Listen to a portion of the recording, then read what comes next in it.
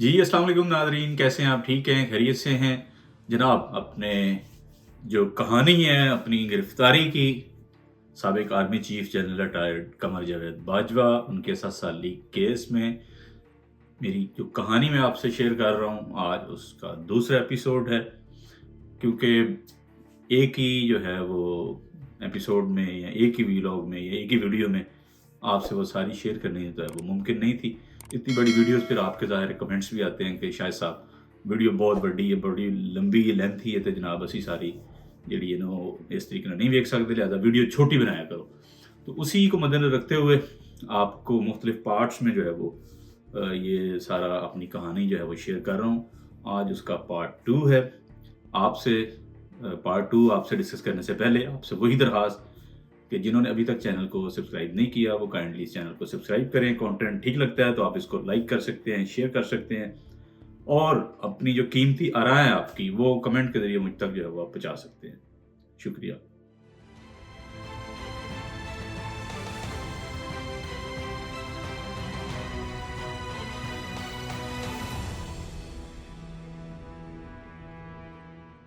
अच्छा, जैसे ही उन्होंने अब डाले में डाला है ना, हम दोनों को उन्होंने पीछे बिठा लिया और साथ में दाएं और बाएं भी लोग बैठ के बंदूकें लेके। एक ड्राइवर था और एक सामने जो है वो बैठा हुआ था बंदा, सिविल में था वो भी। अब बाकी जो गाड़ियां हैं, उसके बाद जब हम शालीमार लिंक रोड से होते हुए कनाल पे चढ़े हैं तो मुझे नहीं पता आगे ये ज़ाहिर है कहाँ पे लेके जाना चाह रहे हैं। तो लेकिन मेरे ज़हन में सवाल वही गर्दिश कर रहे थे कि पता नहीं अब जो है वो मंजिल और सफ़र क्या होगा, कहाँ पे लेके जा रहे हैं, वापसी होगी भी नहीं होगी या किस हाल में होगी। इन द मीन टाइम जो है जब हम चल रहे हैं तो वो जो सामने बैठा हुआ था बाद में पता चला वो इस केस का जो है वो तफ्तीशी था, असिस्टेंट डायरेक्टर जो FIA। उसने क्या किया कि वो मुझसे पूछने लग पड़ा मुख्तलिफ सवाल जवाब, और उनमें सबसे जो पर्टिनेंट क्वेश्चन था या जो बार बार वो रिपीट कर रहा था, जी पासवर्ड दो अपना मोबाइल का और लैपटॉप का। मैंने उसको यही बार बार कह रहा था कि पहले तो आप मुझे ये बताएं कि आप कौन हैं, आप किस अदारे से हैं, और दूसरा किस जुर्म में मुझे आपने गिरफ्तार किया है, हथकड़ी आपने लगा ली है ना, तो इसका मतलब है कि बड़ा पता नहीं कोई मैसिव क्राइम को मैंने कमिट किया है। तो मुझे ना कोई आज तक कोई सम्मन, ना कोई नोटिस, या मुझे केस बताएं तो किस में उनका बताएंगे आपको सारा कुछ। फिलहाल आप जो है वो मुझे पासवर्ड दें अपने मोबाइल का, लैपटॉप का। अगर आपका कोई लेना देना नहीं है तो आपको जो है वो छोड़ देंगे हम। मैंने कहा पहले मुझे केस तो बताएं, फिर अगली बात तो फिर होती है ना। उन्होंने कहा जनरल बाजवा केस में। मैंने कहा अच्छा। मैंने कहा पहली बात तो यह है कि मेरा इस केस से कोई लेना देना नहीं है, और दूसरी बात यह है कि मैंने आपको पासवर्ड जो है ना वो ना लैपटॉप का देना है, ना मैंने मोबाइल का पासवर्ड आपको देना है। उसकी बुनियादी वजह यह है कि मैं एक प्रोफेशनल जर्नलिस्ट हूँ और मेरे जो सोर्स सारे कंप्रोमाइज़ हो सकते हैं। मैं बड़ी देर से काम कर रहा हूँ और बड़े हाई प्रोफाइल मामला मैं कवर करता हूँ, तो मैं आपको ये तो कभी भी नहीं जो है वो शेयर करूँगा। उन्होंने कहा चलो देख लेते हैं। अब मेरे साथ जावेद इकबाल को भी, क्योंकि उन्होंने उठाया हुआ था, जावेद इकबाल का भी लैपटॉप और मोबाइल उन्होंने ले लिया, और यही सवाल जावेद इकबाल से भी। जावेद साहब ने फौरी तौर पे अपना मोबाइल का पासवर्ड भी दे दिया और लैपटॉप का पासवर्ड भी दे दिया।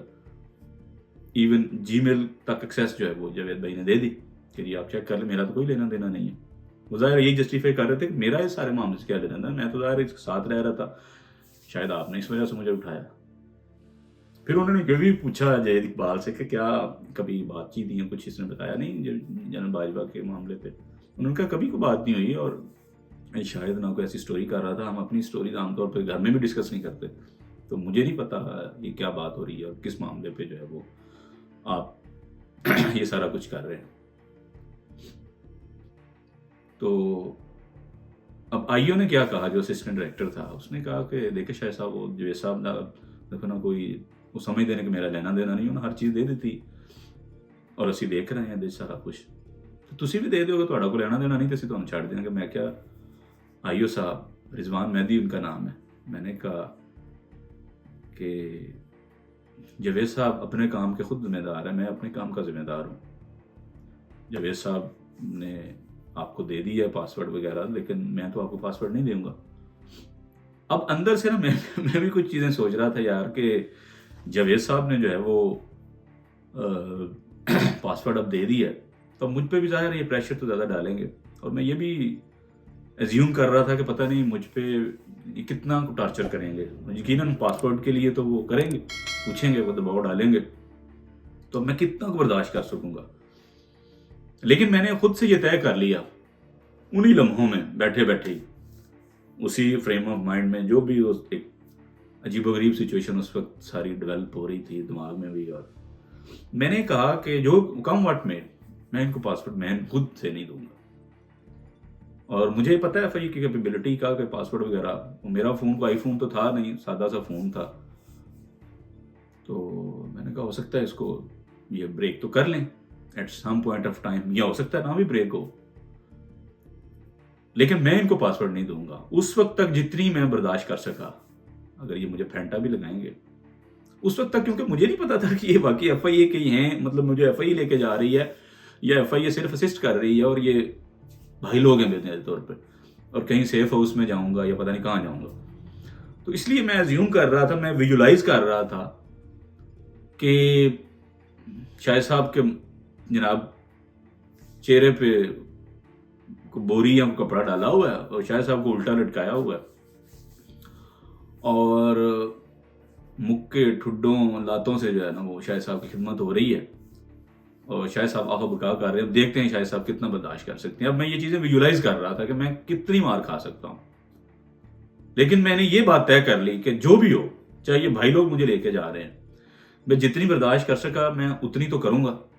उसके बाद जाहिर है फिर मैं भी इंसान हूँ ना, एक हद तक ही मैं बर्दाश्त कर सकूँगा, तो उसके बाद फिर जो होगा फिर देखा जाएगा। लेकिन आसानी से मैं कोई चीज़ इनसे शेयर नहीं करने वाला। अगर सख्ती होती है तो फिर सख्ती में उतनी झीलूंगा जितनी मैं बर्दाश्त कर सकूंगा।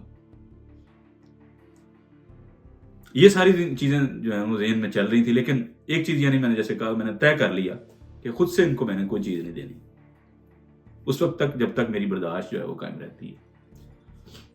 अच्छा, ये अब डिस्कशन बंद हो गई और गाड़ी ने तेजी से जो है ना वो ठोकर से होकर मोटरवे पे चढ़ गए हम।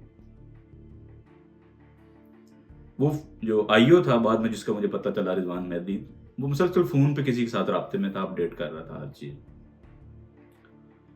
इन द मीन टाइम मेरे जो राइट साइड पे एक बैठा हुआ था सिविल कपड़ों में, उसने मुझे कहा कि शाह साहब,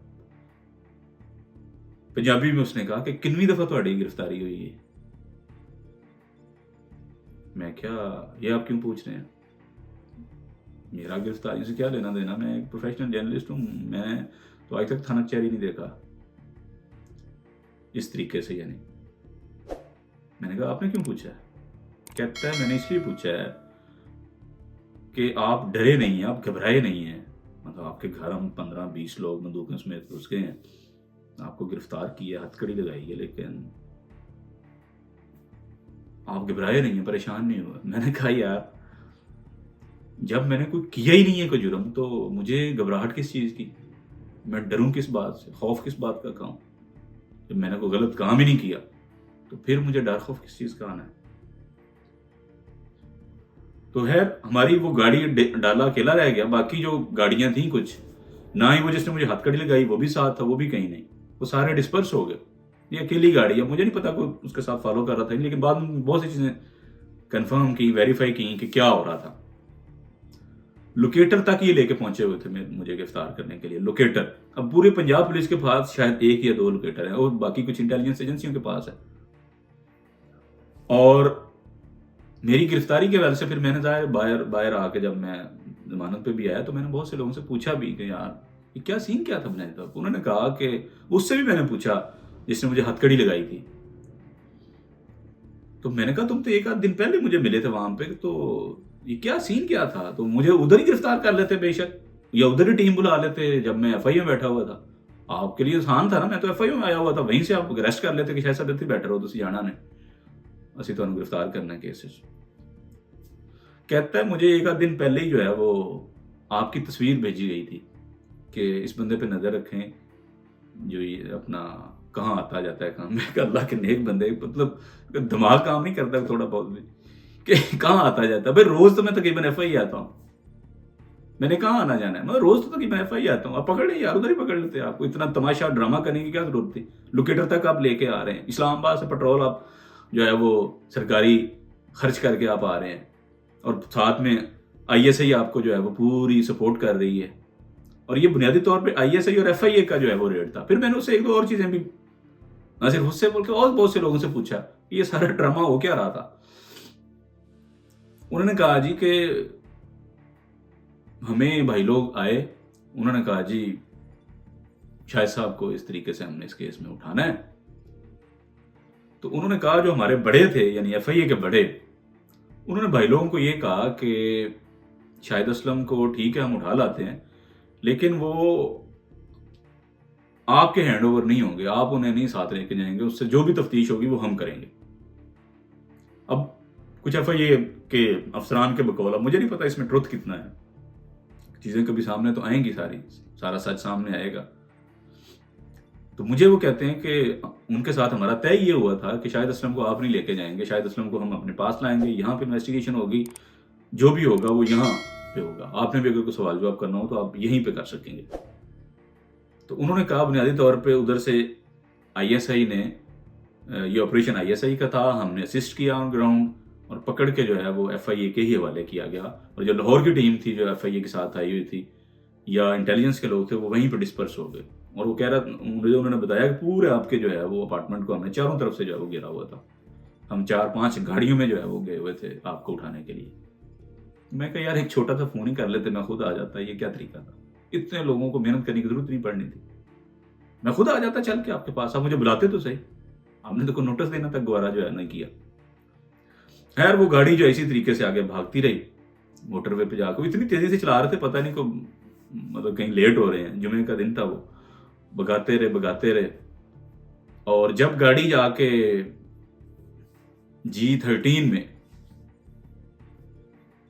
انٹر ہوئی تو پھر مجھے احساس ہوا کہ یہ تو ایف آئی اے اسلام آباد زون کا آفس ہے, کیونکہ اس آفس میں تو میں کئی دفعہ جو ہے وہ جا چکا تھا سٹوریز کرنے کے لیے, لوگوں کے انٹرویوز کرنے کے لیے, میرے بہت سے دوست وہاں پہ تعینات رہ چکے, تو میرا وہاں فریکوینٹ آنا جانا تھا, ایف آئی اے ہیڈ کوارٹر میں بھی اور ایف آئی اے کے جو اسلام آباد زون میں آفس ہے, زونل آفس, وہاں پہ بھی.